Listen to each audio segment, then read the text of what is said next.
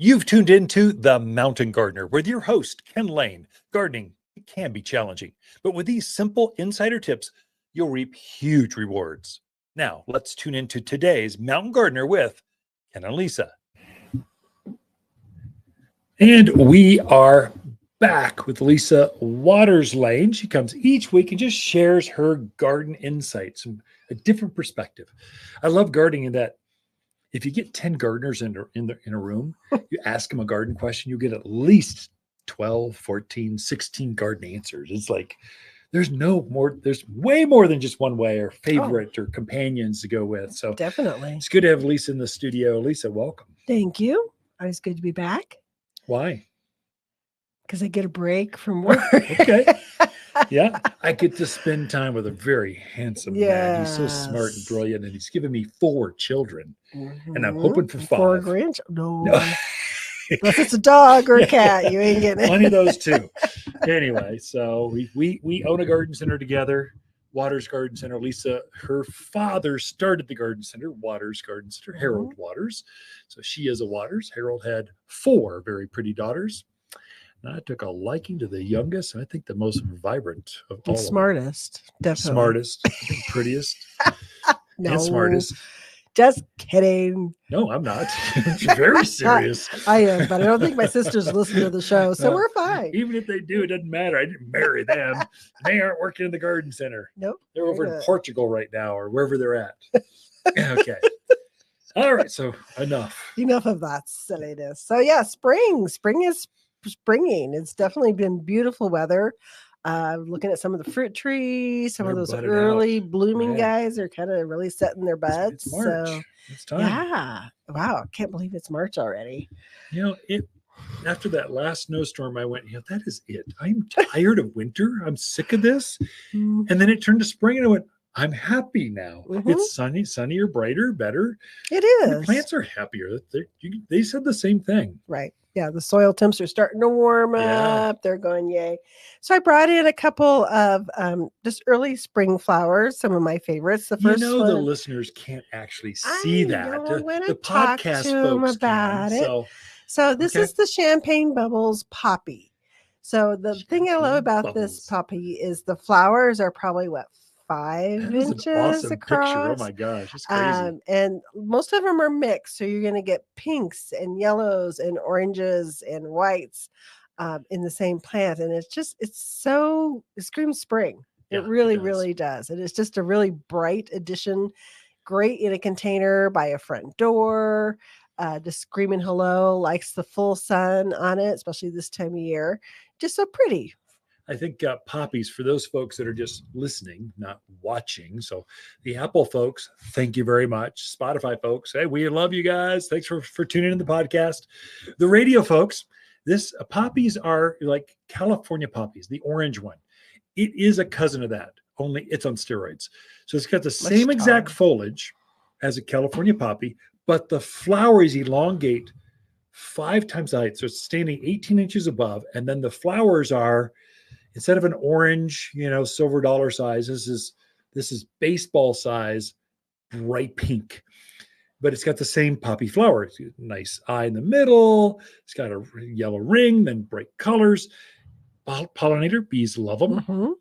Poppies are very good at bright days, cold nights. They're not going to be affected by snow and frost. You have to cover them.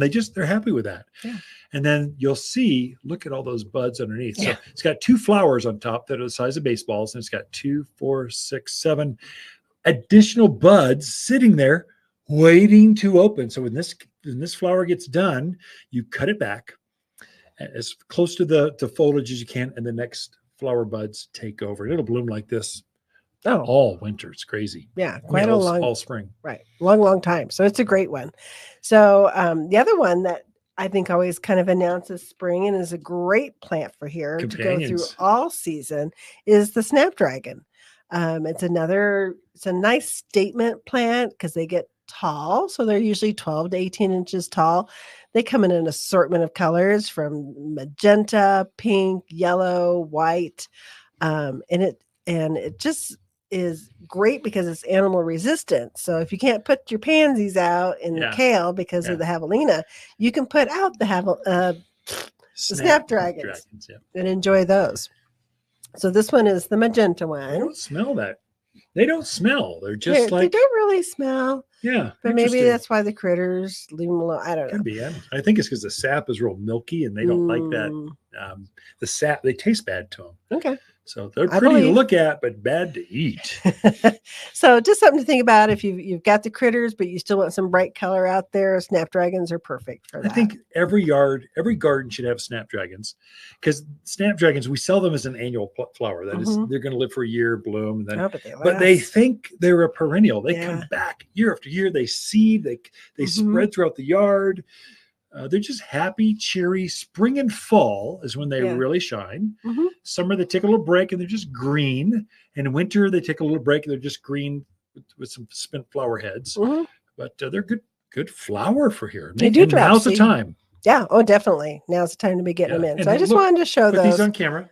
These are companion plants. They go together. Poppies and snapdragons, they go together. Definitely. So we also have some other plants coming in that are people always ask me for. Well, they're showing up this week. Gardenias. So we're getting the sweet tea gardenia, which is more the traditional one, has that double flower to it. It's a rebloomer, so it's going to bloom throughout the season.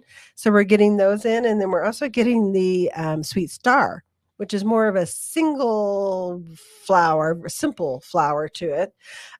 Classic. Oh, yeah. Pretty. And just as fragrant as the double. It really, really is. We had that one for years, and I loved it. They both just smell wonderful. And the star, the sweet star, actually puts on like a little berry more towards the end of the season. So you kind of get...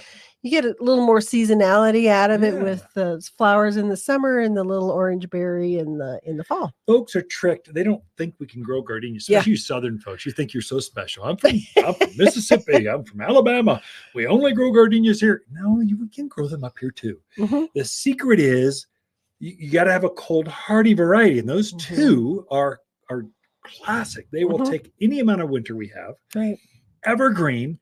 White flower, the flowers are a touch smaller than, let's say, the tropical variety, but more flowers, almost, I think, more fragrant because the amount of flowers, and the repeat bloomers.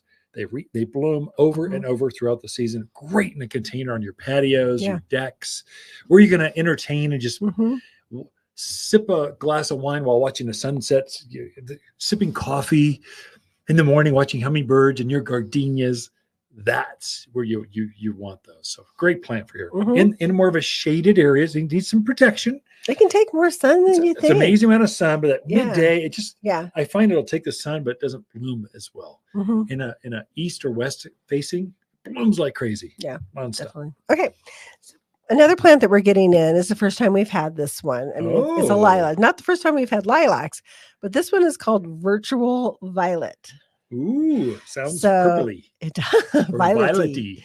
So what makes this one a little different glows in the dark. How'd you know? No, the leaves actually have like a aura or a ring of purple around the leaves. Oh, cool. And then so that's the new leaves will look like that. Then they'll green up. And they also have deep purple stems. Oh, neat. Wow. And then you have the purple or violet flower on there. So I'm really excited about that. I just to have something different in the leaf color, and I love that they're bringing something new out in that. It's going to be one of the bigger ones, kind of your 6x6 ones out there. Yeah. But what a fun one to try. I think that snag one for us before all the listeners grab them. Would you just kind of, because we'll get 20 of them in and they're gone in a Saturday. So because they're so new and different, grab one and we'll decide whether to plant it or what to swap out later. Just pull a rose bush out. It's getting too big and old. Yeah. Could be a good rose. Yes, definitely. We're also getting a new one. I'm out of time. I mean, pink teeny. Come and talk to us about the pink teeny. You had to get it in. Pink teeny. What's a purple one? Virtual Violet. Virtual Violet. Thank you, Lisa. Ken and Lisa Lain, the mountain gardeners throughout the week. We love talking lilacs, gardenias, snapdragons, and poppies here at Waters Garden Center. Cocktail trees turn any backyard into a veritable farmer's market. At Waters, we've grafted onto one tree different types of cherries, apples, and pears for easy backyard fruit picking. These small fruit trees grow in containers just off the patio in smaller yards. Anyone can grow a fruit cocktail tree. You'll find braided cocktail trees with multiple fruits beautifully braided into one tree. Fruit cocktail trees are ready to plant at Waters Garden Center in Prescott and watersgardencenter.com. For a more fruitful garden, increase success in the landscape that just feels better, then tune in daily to the Mountain Gardener podcast. Subscribe through your favorite podcast streamer or visit watersgardencenter.com. Better yet, visit me directly right here at Waters Garden Center. Thanks for tuning in.